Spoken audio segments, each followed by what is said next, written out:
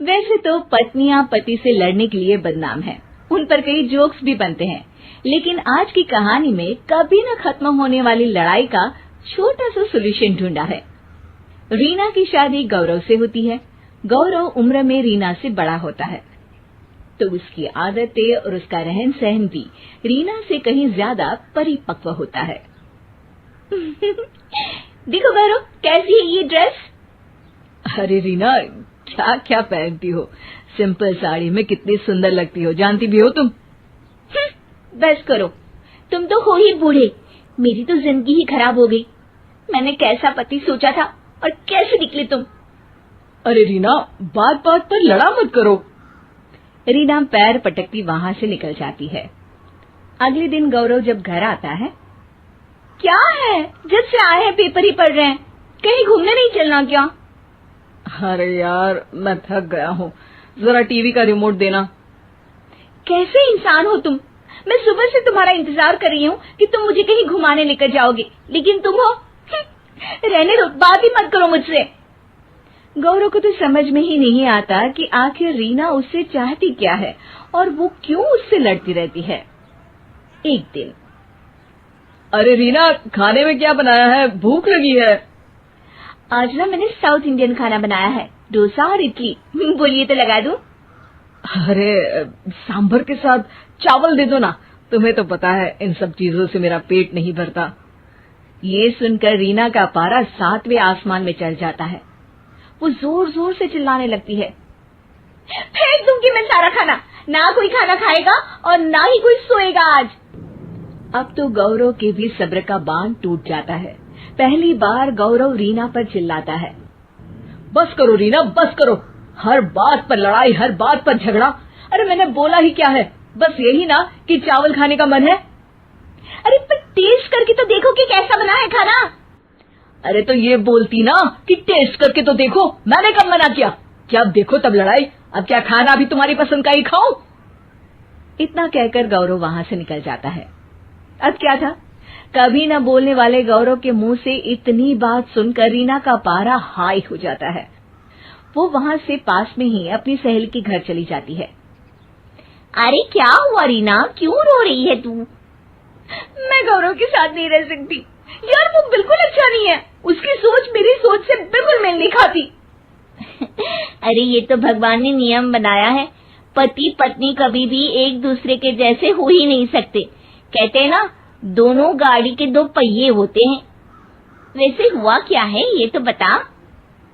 अरे तू तो जानती है ना मैं कितना बोलती हूँ, और वो तो कुछ बोलते ही नहीं। तो समस्या ये है? अरे नहीं यार, तो फिर समस्या क्या है? यार मेरे जैसा खाते नहीं, मेरे मन लायक पहनते नहीं, कुछ न बोलना, हमेशा अपने ही ख्यालों में रहना। यार शादी की है, एक दोस्त की तलाश थी, ये तो बस ऐसा है कि जिंदगी खत्म होने का इंतजार कर रहे हैं। अच्छा, तो तुझे शाहरुख खान जैसा पति चाहिए जो बाइक में शर्ट खोलकर घूमे या फिर पत्नी के साथ रास्ते में गाना गाए? शायद हाँ, लेकिन वो तो फिल्मों में होता है ना। अब तेरे पति को ही देख ले, कितने हंसमुख है। जब देखो सबके बीच आकर सबसे बातें करते हैं, मस्ती मजाक, और ये एक कोने में बैठे रहते हैं या फिर अपने कमरे में ही बैठे रहते हैं। अगर मैं कहूँ कि मुझे तेरे पति जैसे लड़के अच्छे लगते हैं, गंभीर, सुलझे, कम बोलने वाले, तो? अरे क्या बात कर रही है, ये भी किसी को पसंद होगा क्या? क्यों नहीं, मुझे नहीं अच्छा लगता। वो मेरी किसी भी सहेली के सामने आकर मजाक करने लगते हैं, हर वक्त बोलते रहते हैं। अरे मर्द तो शांत ही अच्छे लगते हैं। अब तो रीना के पास बोलने के लिए कुछ नहीं था। वो समझ रही थी कि उसे जो मिला वो किसी का सपना हो सकता है। तभी उसकी सहेली उसे कहती है, देख रीना, कभी दो संतों को बात करते देखा है, शांति से एक दूसरे के सामने बैठे रहते हैं, दोनों बात नहीं करते लेकिन फिर भी एक दूसरे को समझ जाते हैं। मैं तो यही कहूंगी कि तू अपने पति के मन को समझ, पहले समझ फिर समझाने की कोशिश करना, समझी? अब रीना को बात समझ आ गई थी। वो घर आकर गौरव के गले लग जाती है। गौरव कुछ कहता पर रीना उसे चुप कर देती है। अब आप जैसे हैं वैसे ही रहिए, मैं आपके साथ हर हाल में खुश हूँ। विधवा की शादी।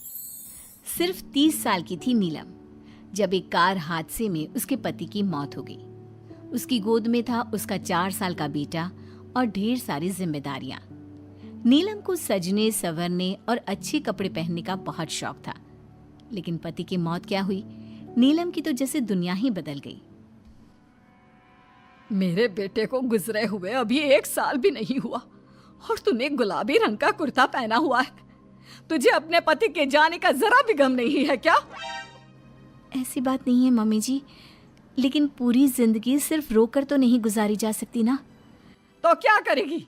पार्टियां मनाएगी? अरे एक तो मेरा बेटा मर गया और तुम्हें कोई फर्क ही नहीं पड़ता। मम्मी जी, मेरा भी पति गया है और इस बात से मुझे कितना फर्क पड़ता है मैं आपको बता भी नहीं सकती। लेकिन अगर मैं रोती हूँ तो मेरा 4 साल का बेटा बहुत रोता है, अपने पापा को याद करता रहता है। उसे दिखाने के लिए ही सही मेरा ठीक से रहना बहुत ज़रूरी है। कुछ दिनों के बाद, मम्मी जी मैं नौकरी करना चाहती हूँ। लेकिन उसकी क्या जरूरत है? यहाँ घर में रह रहकर मेरा दम घुटता है। पूरा दिन मुझे अपने पति की याद आती है। कुछ देर के लिए ही सही घर से बाहर जाऊंगी तो शायद कुछ अच्छा लगे। ठीक है, जैसा तुम्हारा मन करता है वैसा करो, लेकिन ध्यान रखना ये ज्यादा चटक मटक रंगों के कपड़े पहनकर घर से बाहर जाने की जरूरत नहीं है, वरना दुनिया हमारे बारे में बातें करेंगी। अपनी सास की बात मानकर नीलम सफेद रंग के कपड़े पहनकर ऑफिस जाना शुरू कर देती है। ऑफिस में नीलम की एक सहेली बनती है दिव्या। नीलम, तुम हमेशा ये सफेद कपड़े पहनकर क्यों आती हो? दिखने में इतनी सुंदर हो, जॉब करती हो, तुम्हें अच्छे से रहना चाहिए। तुम्हें तो पता ही है, 1 साल पहले मेरे पति की मौत हो गई और इसीलिए मेरे ससुराल वालों ने कहा है कि मुझे सिर्फ सफेद कपड़े ही पहनने चाहिए, वरना लोग मुझे गलत समझेंगे। लोगों के हिसाब से तो अपनी जिंदगी जीना ही गलत है, लेकिन तुम कब तक ऐसे रहोगी? जो हो गया उसे भूल जाओ। मेरा भी बहुत मन करता है कि तुम लोगों की तरह रंगीन कपड़े पहनूं, अच्छे कपड़े पहनकर तैयार होकर रहूं, लेकिन फिर मोहल्ले वाले और रिश्तेदार मेरे बारे में उल्टी सीधी बातें बनाने लगते हैं। देखो, तुम जॉब करती हो, तुम्हें लोगों की बातों की परवाह नहीं करनी चाहिए। अगले दिन नीलम जाने के लिए तैयार होती है और रंगीन कपड़े पहन लेती है। ये देखकर नीलम की सास को गुस्सा आ जाता है। देखो बहू, तुम्हें समझाया था ना, अब तुम विधवा हो, तुम्हें ऐसे रंगीन कपड़े नहीं पहनने चाहिए। मम्मी जी, अगर मेरे पति की मौत हो गई तो इसमें मेरी क्या गलती? और सफेद कपड़े पहनने से आखिर क्या हो जाएगा? क्यों नहीं पहन सकती मैं रंगीन कपड़े? क्योंकि सफेद रंग विधवाओं के लिए बना है और तुम्हें रंगीन कपड़े पहनने का अब कोई हक नहीं है। तभी वहां पर नीलम की सहेली दिव्या आ जाती है। वो नीलम की सास की सारी बातें सुन लेती है। आंटी जी, विधवा होने का मतलब ये तो नहीं कि इंसान अपनी जिंदगी जीना छोड़ दे और रंगीन कपड़े पहन लेने से क्या हो जाएगा। एक विधवा लड़की बाकी के सारे काम तो करती है ना, खाना खाती है, घर के काम करती है, फिर रंगीन कपड़े क्यों नहीं पहन सकती? वो इसलिए ताकि विधवा होने के बाद किसी दूसरे आदमी की नजर में ना आए। अरे रंगीन कपड़े पहनेगी तो सुंदर लगेगी, फिर कल को आकर कहेगी मुझे दूसरी शादी करनी है, तब हम क्या करेंगे? हाँ तो ठीक है ना, इसमें गलत क्या है? एक विधवा को अपनी जिंदगी जीने का पूरा अधिकार होता है, नीलम को भी है। चलो नीलम, तुम यही कपड़े पहनकर मेरे साथ चलो। नीलम रंगीन कपड़े पहनकर अपनी सहेली दिव्या के साथ ऑफिस चली जाती है। कुछ इसी तरह दिन बीतने लगते हैं, लेकिन अब पति के जाने के बाद नीलम बहुत उदास रहने लगी थी। क्या बात है, तुम इतनी उदास क्यों रहती हो? देखो, नए दोस्त बनाने चाहिए, लोगों से बात करनी चाहिए। तुमने देखा ना, कितनी मुश्किल से सफेद रंग के कपड़ों से मुक्ति मिली है, और अब रंगीन कपड़े पहनूंगी, दोस्त बनाऊंगी तो समाज मुझे वैसे ही जीने नहीं देगा। इस मामले में तुम्हें समाज की परवाह नहीं करनी चाहिए नीलम। लोगों का काम क्या है? बातें बनाना ही तो है। कुछ दिनों के बाद नीलम के ऑफिस में एक लड़का आता है। उसका नाम अमर था। वो धीरे धीरे नीलम को पसंद करने लगता है और एक दिन वो नीलम से कहता है, नीलम, तुम मुझे बहुत अच्छी लगती हो, मैं तुमसे शादी करना चाहता हूँ। लेकिन अमर, मैं एक विधवा हूँ और मेरा 4 साल का एक बच्चा भी है। मैं तुमसे शादी नहीं कर सकती। मुझे तुम्हारे विधवा होने से कोई फर्क नहीं पड़ता। मुझे तुम एक अच्छी इंसान लगी और इसीलिए मुझे तुमसे शादी करनी है। लेकिन मुझे मेरी फैमिली से इस बात की परमिशन कभी नहीं मिलेगी। तुम उसकी चिंता मत करो, मैं तुम्हारे घर आकर बात करूंगा। कुछ दिनों के बाद अमर नीलम के घर पहुंचता है। नमस्ते आंटी जी, मैं अमर हूँ। मैं आपकी बहू नीलम से शादी करना चाहता हूँ। मुझे तो पहले से पता था। पहले तूने विधवा वाला सफेद रंग छोड़कर ये रंग बिरंगी कपड़े पहनने शुरू किए और अब तेरा चक्कर भी चल रहा है। नहीं मम्मी जी, आप गलत समझ रही हैं। मैंने ऐसा कुछ नहीं किया। अगर ऐसा कुछ नहीं किया तो फिर कौन है ये लड़का, और यहाँ हमारे घर तेरे साथ शादी करने की बात करने क्यों आया है? आप नीलम को गलत समझ रही हैं। मैं नीलम को पसंद करता हूँ और उससे शादी करना चाहता हूँ। उसने मुझसे कभी ऐसा नहीं कहा। चले जाओ हमारे घर से। हमारे यहाँ पर विधवा बहुओं की शादियाँ नहीं करवाई जाती। समझ में आई बात?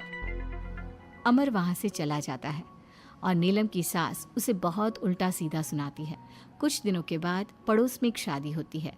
वहां पर सारी औरतें तैयार होकर आती हैं। नीलम की सास भी उसे वहां पर चलने के लिए कहती है।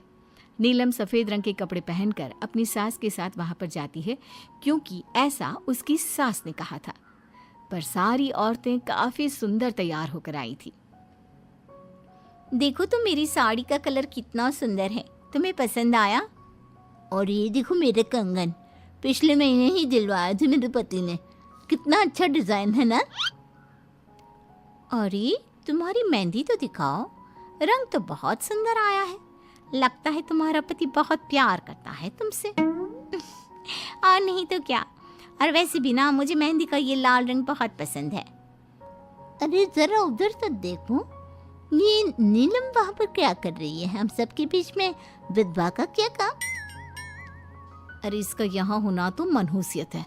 इसकी सास को इतना भी नहीं पता कि इसे यहाँ नहीं लाना चाहिए था। ऐसे सफेद कपड़े पहनकर बैठी हुई है, दूर से पता चल रहा है कि उसका पति मर गया। नीलम की सास ये सारी बातें सुन लेती है और फिर अपनी बहू के उदास चेहरे की तरफ देखती है। नीलम की सास को इस बात का एहसास होता है कि उसने अपनी बहू के साथ अच्छा नहीं किया। घर आने के बाद, नीलम जरा मेरे पास आना बेटा। क्या हुआ मम्मी जी? मुझसे कोई गलती हुई है क्या? लो बेटा, बहुत सुंदर सुंदर और रंगीन साड़ियाँ हैं, ये सब तुम्हारे लिए। और सुनो, वो जो लड़का उस दिन घर आया था ना, क्या नाम था उसका? अमर। उसे कहना कि वो मुझसे आकर मिले। लेकिन अचानक क्या हुआ मम्मी जी? सब ठीक तो है ना? आप ये कपड़े मुझे क्यों दे रही हैं? और अमर से क्या काम है? बेटा, मेरे बेटे की मौत के बाद भी तुम मेरा इतना ख्याल रखती हो, नौकरी करती हो, पैसे कमाती हो। आज जब उस शादी में मैंने दूसरे लोगों की बातें सुनी, तब मुझे इस बात का एहसास हुआ कि विधवा होने के बाद भी तुम्हें जीने का अधिकार है। मम्मी जी, मैं कुछ समझी नहीं। देखो बेटा, जो चला गया वो चला गया, लेकिन आज के बाद तुम रंगीन कपड़े पहनोगी, खुश होकर रहोगी। और हाँ, मैं खुद तुम्हारी शादी अमर के साथ करवाऊंगी। लेकिन मम्मी जी, आप ये सब क्यों कर रही हैं? मैं तो आपके कहने पर सफ़ेद कपड़े पहनकर शादी में गई थी। वही तो बेटा, मुझे अच्छा नहीं लगा। और ऐसा तो किसी किताब में नहीं लिखा कि विधवा होने के बाद एक लड़की को सिर्फ सफ़ेद कपड़े पहनने चाहिए। अगर तुम ससुराल में रहकर अपनी जिम्मेदारी उठा सकती हो, तो फिर अपनी जिंदगी में सारी खुशियों पर भी तुम्हारा अधिकार है। नाचने वाली से शादी। दिनेश एक बार अपने दोस्त अमर की शादी में उसके गांव गया। दिनेश और उसके दोस्त शादी में जमकर मजे कर रहे थे। अमर की शादी में एक नाचने वाली लड़की भी आई थी, जिसका नाम था अमृता। उसका नाच देखकर वो लड़की दिनेश को बहुत पसंद आ जाती है। जब वो लड़की शादी में डांस करके वहाँ से जाने लगती है, तो दिनेश उसके पास जाता है। देखो, तुम मुझे बहुत पसंद हो, तुम बहुत अच्छा डांस करती हो। जी शुक्रिया, डांस की बात तो सही है, लेकिन आप मुझे पसंद करते हैं, ये बात समझ में नहीं आई। इसमें समझना कैसा? मैं तुमसे शादी करना चाहता हूँ। हाँ, आपको पता नहीं क्या, मैं नाचने वाली हूँ और हम जैसी लड़कियों से कोई शादी नहीं करता। बहुत लड़के आते हैं तुम्हारी तरह बातें बनाने वाले, शादी के प्रपोजल्स लेकर लेकिन शादी कोई नहीं करता। कौन करेगा मुझसे शादी? मैं सच कह रहा हूँ, मैं सच में तुम्हें बहुत पसंद करता हूँ और तुमसे शादी करना चाहता हूँ। मुझे तुम्हारी बात पर बिल्कुल भरोसा नहीं। अगर तुम सच में मुझसे शादी करना चाहते हो तो अपने माँ बाप को साथ में लेकर आना। मैं तुम्हें यहीं इसी गांव में मिलूंगी, ये मेरा पता है। शादी होने के बाद दिनेश अपने घर लौट आता है। अपनी माँ के पास जाकर कहता है, माँ, मैं अमृता नाम की एक लड़की को बहुत पसंद करता हूँ, उससे शादी करना चाहता हूँ। अरे बेटा, लेकिन ये अमृता है कौन? किसकी बेटी है? कैसा घर बार है, कुछ बताओ भी। बस सीधे आकर शादी की बात कर रहे हो। वो क्या है ना, वो लड़की एक नाचने वाली लड़की है। मेरे दोस्त अमर की शादी में मैंने उसे नाचते हुए देखा था। क्या? नाचने वाली लड़की? नहीं नहीं नहीं, नाचने वाली लड़की को हम अपने घर की बहू नहीं बना सकते। लेकिन माँ, मैंने उससे वादा किया है, मैं उसी से शादी करूंगा। वादा करने से पहले अपने माँ बाप से पूछना जरूरी नहीं समझा? किसी भी नाचने वाली को ऐसे शादी का वादा करके चले आए? लेकिन पापा, एक बार आप उससे मिल तो लीजिए, क्या पता आपको भी वो पसंद आ जाए। दिनेश के माँ और पापा दिनेश और अमृता की शादी के लिए तैयार नहीं होते। एक दिन दिनेश के मम्मी पापा अपने गांव से बाहर कहीं जा रहे होते हैं। तभी अचानक से एक गाड़ी वाला दिनेश के पापा के स्कूटर को टक्कर मारकर चला जाता है। दिनेश के मम्मी और पापा दोनों सड़क पर घायल होकर गिर जाते हैं। तभी वहां अमृता आती है। अरे अंकल आंटी, आपको तो बहुत चोट लगी है, चलिए मैं आपको हॉस्पिटल लेकर जाती हूँ। अमृता दिनेश के मम्मी और पापा को हॉस्पिटल में एडमिट करवा देती है और उनका ख्याल रखती है। जब दिनेश हॉस्पिटल पहुंचता है, अमृता, तुम यहाँ क्या कर रही हो? तो क्या ये तुम्हारे मम्मी पापा हैं? वहाँ सड़क पर उनका एक्सीडेंट हो गया था, इसलिए मैं यहाँ हॉस्पिटल में लेकर आ गई। क्या ये वही लड़की है बेटा जो तुम्हें पसंद थी? हाँ माँ, यही तो है अमृता, जिसके बारे में मैंने आपसे बात की थी। हमारी सोच गलत थी। ये लड़की तो बहुत अच्छी है और हम तुम्हारी इससे शादी करवाने के लिए अब बिल्कुल तैयार हैं। उसके बाद दिनेश और अमृता की शादी हो जाती है। अमृता एक नाचने वाली थी और इसलिए वो किसी भी तरह की आवाज़ पर नाचना शुरू कर देती। एक दिन जब वो किचन में खाना बनाते वक्त झूम झूम कर नाच रही थी। अरे बहू, तुम यहाँ किचन में खड़ी होकर डांस क्यों कर रही हो? यहाँ कौन सा गाना बज रहा है? मम्मी जी, वो कुकर की सीटी का म्यूजिक है ना, बस उसी पर डांस कर रही थी। आप भी सुनिए ना, कितना अच्छा म्यूजिक है। अरे अब कुकर की सीटी पर कौन डांस करता है? अजीब नाचने वाली बहू मिली है।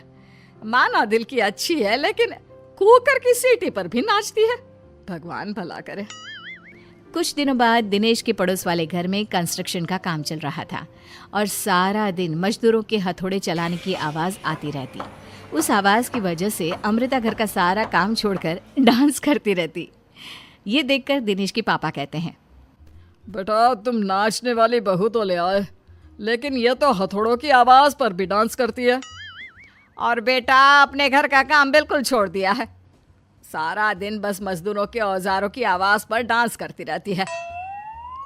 कल मैंने एक गिलास पानी मांगा था तो मुझसे कहती है, पापा बाद में देती हूँ, अभी तो डांस कर रही हूँ मैं, डिस्टर्ब मत करो। माँ पापा, आपकी बात सही है। अमृता के ऊपर तो डांस करने का नशा कुछ ज़्यादा ही सवार हो गया है। लगता है इसके पुराने काम का भूत इसके सिर में फिर से घुस गया है। अरे लेकिन बेटा, हम क्या करें? अब ये पूरा दिन इसी तरह नाचती रहेगी तो कुछ अजीब नहीं लगेगा? एक दिन दिनेश और उसका परिवार जंगल में पिकनिक मनाने जाने का प्लान करता है। दिनेश, उसकी पत्नी अमृता और माँ बाप चारों मिलकर जंगल में पिकनिक मनाने पहुंच जाते हैं। लेकिन तभी वहां पर जंगल के लोग उन्हें घेर लेते हैं। अरे क्या मुसीबत है ये? कौन है ये लोग? ये तो हमें जिंदा जलाकर खा जाएंगे, अब हमें कौन बचाएगा? सही कहती हो माँ, ये तो जंगली लोग हैं, ये हमें जिंदा नहीं छोड़ने वाले। अरे डरने से बेहतर होगा कि हम अपने आप को बचाने का कोई उपाय सोचें। तुम्हारा क्या है, तुम तो नाचने लग जाओगी। तुम्हारा दिमाग भी काम करता है और तुम्हारे तो पैर भी काम करते हैं। अरे माँ, ये लड़ने का वक्त नहीं है, हमें कुछ सोचना पड़ेगा। अब सोचने से कुछ नहीं होने वाला, ये जंगल के लोग हमें पका कर खा जाएंगे। वो जंगली लोग दिनेश और उसके परिवार के हाथ पैर बांधकर उन्हें मारने की तैयारी करने लगते हैं। लेकिन उससे पहले वो आग जलाकर जोर शोर से नाचते हैं। उन्हें नाचता देखकर अमृता के अंदर की नर्तकी भी बाहर आ जाती है और वो पेड़ से बंधे बंधे ही जोर जोर से अपने पैरों से ठुमके लगाने लगती है। तभी एक जंगली बोल पड़ता है, लड़की, तुम यहाँ पेड़ से बंधे बंधे क्यों नाच रही हो? क्योंकि मुझे तुम जंगलियों से ज्यादा अच्छा डांस करना आता है। अरे जाओ जाओ, हम जितनी तेज डांस करते हैं उतना तो तुम कर ही नहीं सकती। लगा लो शर्त। अच्छा ठीक है, लगी शर्त। अगर तुमने हमसे ज्यादा अच्छा और तेज डांस किया तो हम तुम्हारे परिवार को जिंदा छोड़ देंगे। और अगर तुम हार गई तो हम तुम सबको जिंदा जलाकर खा जाएंगे। अच्छा ठीक है, मुझे तुम्हारी शर्त मंजूर है। अब बजाओ तुम्हारा जंगली ढोल, देखते हैं कौन कितना डांस करता है। वो जंगली लोग जोर जोर से ढोल बजाकर नाचना शुरू कर देते हैं। दिनेश और उसका परिवार उनके नाच की स्पीड देखकर दंग रह जाता है। अमृता भी उनके साथ बराबर से नाचने की कोशिश कर रही थी। धीरे धीरे अमृता ने अपने डांस की स्पीड को कम कर दिया। क्या हुआ, हवा निकल गई तुम्हारी? बढ़िया ही हमसे जीतने वाली। बस 1 मिनट रुक जाओ, तुमको तो मैं अभी बताती हूँ। अब तक अमृता धीरे धीरे नाच रही थी ताकि वो सारे जंगली थक जाए और अमृता बाद में जोर जोर से डांस करके उन्हें हरा दे। और ऐसा ही हुआ। अमृता ने अब तेज स्पीड से नाचना शुरू कर दिया। सारे जंगली अब तक थक चुके थे। देखा, अब पता चला कौन ज्यादा अच्छा और तेज नाच सकता है। हाँ हाँ, तुम ही हमसे ज्यादा अच्छा और तेज डांस करती हो। हमने मान लिया, बहुत थक गए, बस भी करो। अरे अभी कहाँ से बस करो, तुम कहो तो मैं दिन रात लगातार नाच सकती हूँ। हम तुम्हारे आगे हार मानते हैं, तुम अपने परिवार को लेकर यहाँ से चली जाओ। देखा माँ, आज नाचने वाली बहू ने हम सबकी जान बचा ली।